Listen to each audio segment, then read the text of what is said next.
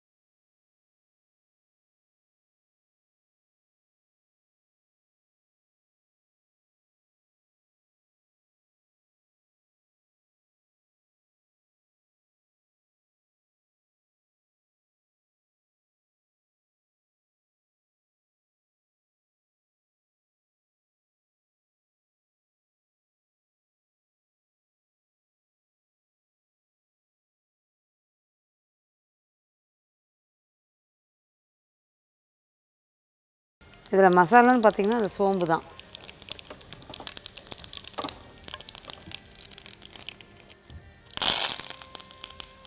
கருவேப்பிலை போட்டிருக்கேன். அடுத்தது வெங்காயம்.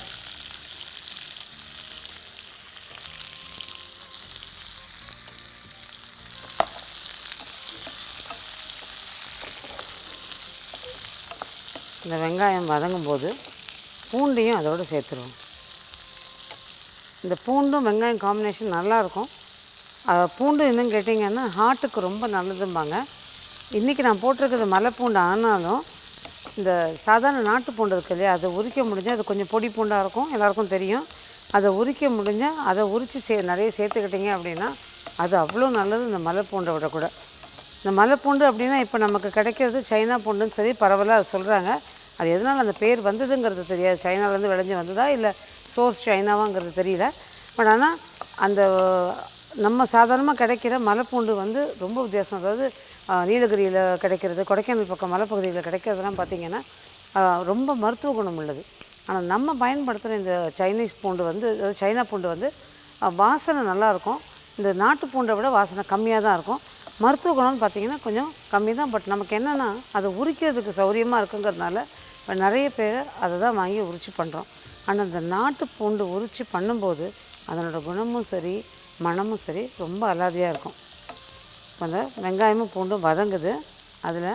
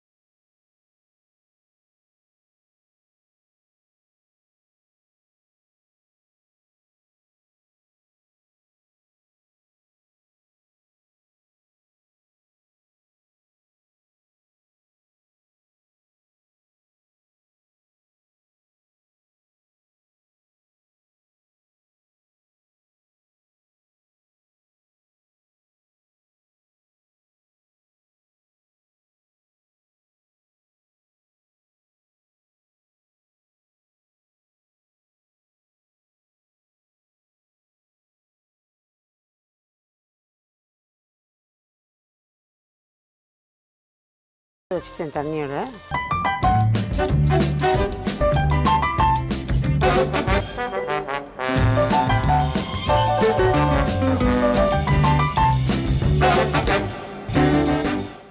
இந்த வெங்காயமும் ஓரளவுக்கு வதங்கிடுச்சு நல்லா. இப்போ இதில் நம்ம தக்காளி சேர்த்துக்கலாம்.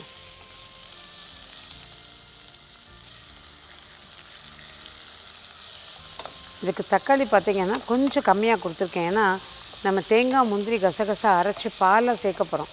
அப்படி சேர்க்கும்போது தக்காளியோட புளிப்பு ரொம்ப வித்தியாசமாக இருக்கும் அதில். அதனால் கொஞ்சம் தக்காளியை குறைச்சிருக்கேன்.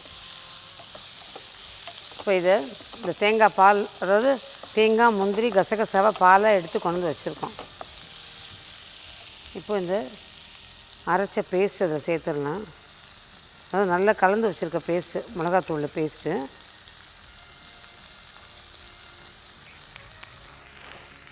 இப்போ இந்த வெங்காய கோஸுக்கு தேவையான உப்பு இதில் சேர்த்துடலாம்.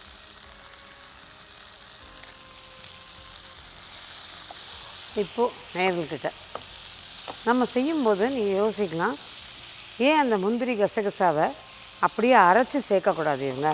எதுக்காக தேங்காயை அரைச்சி பாலாக எடுத்து அதுக்கப்புறம் சேர்க்குறாங்க?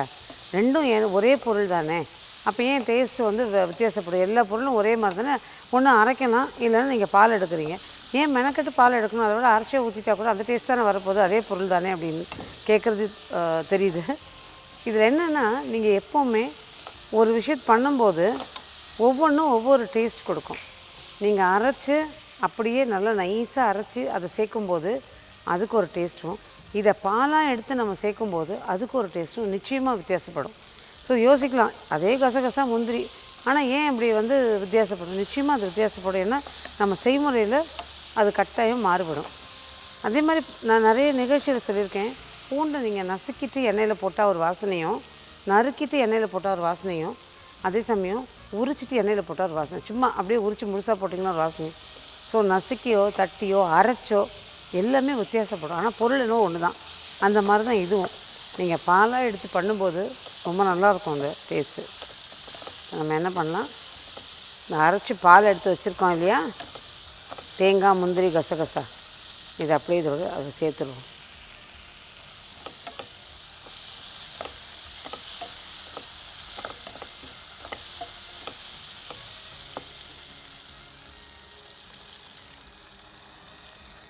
இது கன்சிஸ்டன்சி கொஞ்சம் தின்னாக இருக்கும், அதாவது அப்படியே ஒரு கெட்டி குழம்பு மாதிரி இருக்காது, கொஞ்சம் தளதளப்பாக தான் இருக்கும். கொஞ்சம் ரொம்ப நீர்க்காக இல்லாமல் ஓரளவுக்கு நீர்க்காக தான் இருக்கும் இது அப்போ தான் நல்லாயிருக்கும். அதே மாதிரி வெங்காயம் விருப்பப்படுறவங்க அந்த வெங்காயத்தை அரிச்சு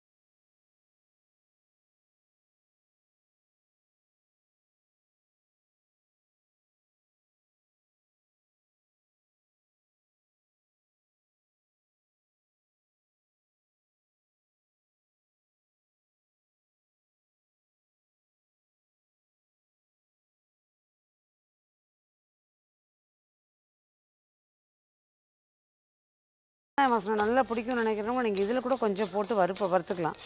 அது அவங்களுக்கு பிடிச்ச மாதிரி இருக்கும். நல்ல சில பேர் பெருங்காய வாசனை ரொம்ப பிடிக்கும். அந்த பெருங்காயம் வந்து இதில் போட்டிங்கன்னா இன்னும் கொஞ்சம் மணமாகவும் இருக்கும். ஸோ இது வந்து நம்ம தாளித்து இதில் போட்டதுனால அளவான வாசனை. அந்த உளுந்து வந்து நல்லா செவந்து வரணும். அதாவது கலர் கருகாமல் ஆனால் செவக்கணும். பாருங்கள் எப்படி செவந்து வருது பாருங்கள், பொன்னிறமாக வருது பாருங்கள். இதில் வெங்காயம்,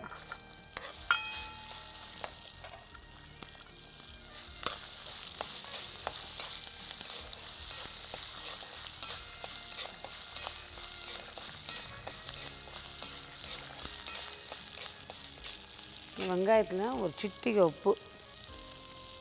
சின்ன வெங்காயத்தில் வந்து நம்ம போடுற உப்பு ஓரளவுக்கு தான் சாரம்.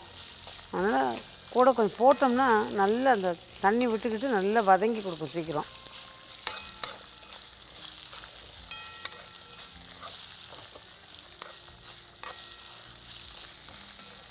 வெங்காயம் ஓரளவுக்கு நல்லா வதங்கிடுச்சு. வெங்காயம் வதங்கினுச்சுன்னா தான் உங்களுக்கு நல்லா வாசனையாக இருக்கும் சட்னி. இல்லைன்னா இந்த வெங்காயத்தோட பச்சை வாசனை லேசாக இருந்ததுனாலும் சட்னி அவ்வளோ ருசிக்காது. இந்த உளுந்தும் லேசாக பொன்னிறமாக ஆகணும், வெங்காயமும் ஓரளவுக்கு நல்லா வதங்கணும். இப்போ இதில் தக்காளி,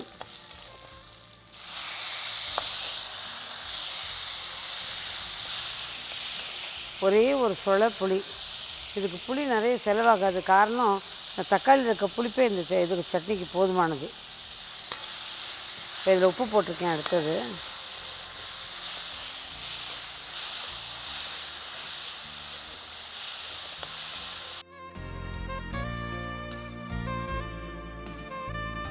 இது வதங்கிடுச்சு.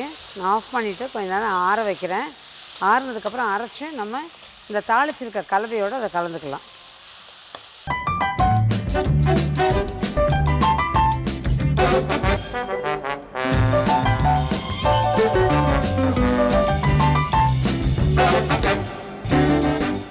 இப்போ நம்ம அந்த உளுத்தம்பருப்பு சட்னிக்கு வதக்கணும் இல்லையா, அதை ஆற வச்சுருக்கோம். அதை ஆறுனதுக்கப்புறம் தானே அரைக்க முடியும். அதனால் ஆறுனதுக்கப்புறமா அரைக்கலாம். அதுக்குள்ளேயும் அதை ஆற வச்சுருக்க நேரத்துக்குள்ளே நேர்களுக்கு சின்ன டிப்ஸ். இப்போ பார்த்திங்கன்னா சின்ன வெங்காயம் இதை வந்து நல்லா அந்த தலையும் வாலும் வெட்டிட்டு மேலே உள்ள அந்த சருகாக காஞ்சிருக்கு இல்லையா, நல்லா சலசலன்னு சத்தம் கேட்குற தோல் அதை மட்டும் எடுத்துருங்க. முழுமையாக எடுக்க வேண்டாம். அந்த ஒட்டிக்கிட்டு இருக்க தோல்லாம் எடுக்காதீங்க. அது வதங்க வதங்க உங்களுக்கு நல்ல ஒரு வாசனை கொடுக்கும். ஸோ அந்த தோல் எடுக்காமல் அப்படியே டப்பாவில் போட்டு நம்ம ஃப்ரிட்ஜில் வச்சுட்டு தேவையான போது கொஞ்சம் கொஞ்சம் எடுத்து நம்ம வதக்கியோ இல்லை குழம்புக்கோ எதுக்கு வேணால் சேர்த்துக்கலாம். இந்த சின்ன வெங்காயத்தை வச்சு ஒரு சின்ன டிஷ், ஒரு சின்ன டிப்போடு சேர்த்து ஒரு டிஷ்ஷுன்னு வச்சுக்கோங்களேன். இந்த சின்ன வெங்காயத்தை நல்லா பொடியாக நறுக்கிட்டு ஒரு கிண்ணத்தில் போட்டுக்கோங்க. கொஞ்சம் கருவேப்பிலையை போட்டுக்கோங்க. அதோடு கூட ஒரு 2 பச்சை மிளகாய் பொடியாக நறுக்கி போட்டுக்கோங்க. உப்பு, மிளகாத்தூள், கொஞ்சமாக மிளகாத்தூள். ஏன்னா அது காரம் சட்னி எடுக்காது, பச்சை மிளகா வேறு இருக்குது.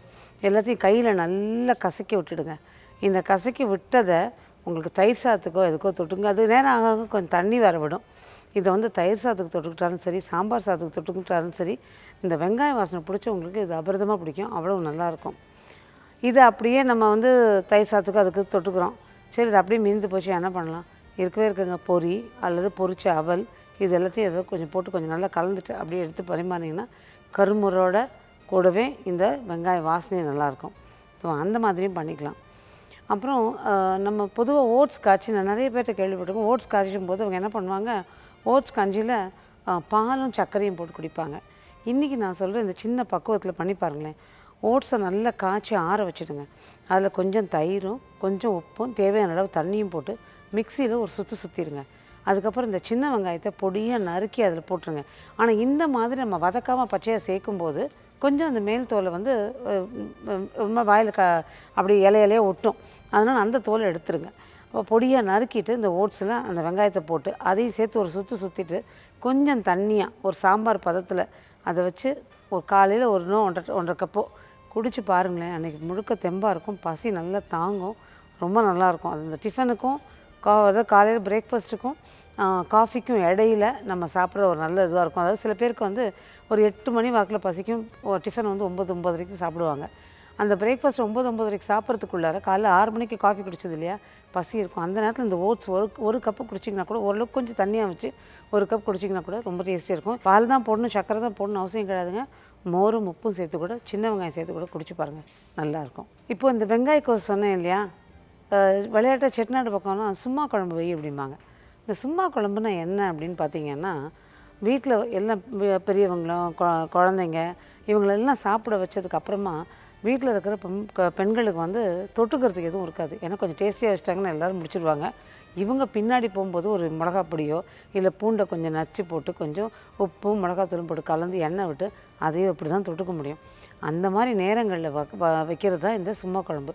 வேறு ஒன்றும் இல்லைங்க, கொஞ்சம் வெந்தயத்தை எண்ணெயை ஊற்றி தாளிச்சிடுவாங்க. கடுகு வெந்தயம் தாளிச்சிட்டு வெங்காயத்தை நல்லா ஒரு வதக்கிடுவாங்க. ஒரு 4 வெங்காயத்துக்கு ஒரு தக்காளி தான் போடுவாங்க. அதில் போட்டு ஒரு வதக்கிட்டு கொஞ்சமாக மிளகாத்தூளை போட்டு தண்ணியை ஊற்றி நல்லா ரசம் மாதிரி இருக்கும். தண்ணியை ஊற்றிட்டு நல்லா கொதிக்க விட்டுருவாங்க. சில பேர் என்ன பண்ணுவாங்க, கொஞ்சமாக லேசாக புளி ஊற்றிக்குவாங்க. சில பேருக்கு அந்த புளி பிடிக்குங்கிறதுனால அந்த மாதிரி ஊற்றி நல்லா ஒரு 5 நிமிஷம் நல்லா கொதிக்க விட்டு கருவேப்பிலை அள்ளி அதில் போட்டு மூடி இறக்கிட்டு, சில பேர் அதே மாதிரி நம்ம என்ன பண்ணோம், பூண்டு 1-2 பல்லு பூண்டு லாஸ்ட்டில் நச்சு அதில் போட்டுட்டு மூடி போட்டு இறக்கிடணும். இது என்ன பண்ணுவாங்க, நல்லா ஒரு 2 இட்லியை வச்சு தளர அந்த சும்மா குழம்பை ஊற்றிட்டு பிசைஞ்சு சாப்பிட்டா சூப்பராக இருக்குங்க. சொல்லும் போதே நாக்கு வருதில்ல. ஸோ இதையும் ஒரு சின்ன டிப்பாக ப்ளஸ் ஒரு ரெசிப்பியாகவும் எடுத்துக்கோங்களேன். இந்த சும்மா குழம்பி சும்மா தான் ட்ரை பண்ணி பாருங்களேன். நேர்களே டிப்ஸ்லாம் நோட் பண்ணிக்கிட்டீங்கல்ல. இப்போ நம்ம ஆற வச்சு அரைச்சிட்டும் வந்துட்டோம். அரைச்சதையும் தாளித்து வச்சுருந்ததோடு சேர்த்து நல்லா கலந்து வச்சாச்சு. இப்போ வந்து இட்லி ரெடி பண்ணி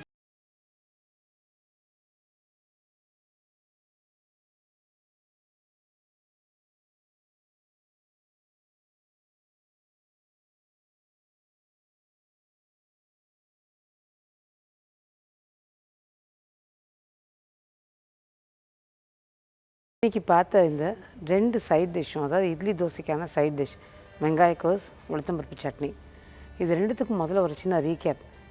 பார்த்திங்கன்னா வெங்காயக்கோஸ்க்கு எண்ணெயை காய வச்சு சோம்பு சீரகம் 2ம் தாளிச்சிட்டு வெங்காயம் ஒரு சிட்டிகை உப்பு அடுத்தது பூண்டு எல்லாம் சேர்த்து நல்லா வதக்கிட்டு தக்காளியும் சேர்த்து நல்லா வதக்கிடணும்.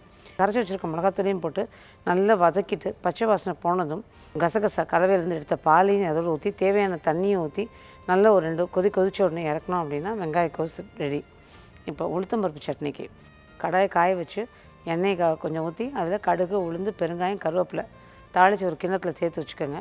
திரும்ப எண்ணெய் ஊற்றி காஞ்சதும் அதில் உளுத்தம்பருப்பும் காஞ்ச மிளகாயும் போட்டு செவக்க வறுத்துட்டு சின்ன வெங்காயத்தை போடுங்க. அதோட கூட சிட்டிகை உப்பையும் போட்டு நல்லா வதக்கிட்டு அதுக்கப்புறமா தக்காளி தேவையான உப்பு அதோட கூட ஒரு புளி ஒரு சின்ன சொலை அதையும் போட்டு எல்லாம் நல்லா வதங்கினதுக்கு அப்புறமா ஆற வச்சு அரைச்சி தாளித்து வச்சுருக்கிறதோடு சேர்த்து நல்லா கலந்தோம் அப்படின்னா உளுத்தம்பருப்பு சட்னி தயார். இதை நீங்களும் ட்ரை பண்ணி பாருங்கள், மற்றவங்களுக்கும் சொல்லுங்கள், ரசிச்சும் சாப்பிடுங்க. மீண்டும் ஹட்சன் கர்ட்ஸ் வழங்கும் அறுசுவை இது தனிசுவை நிகழ்ச்சியில் வரும் வாரமும் உங்களை சந்திக்கிறேன். நன்றி, வணக்கம்.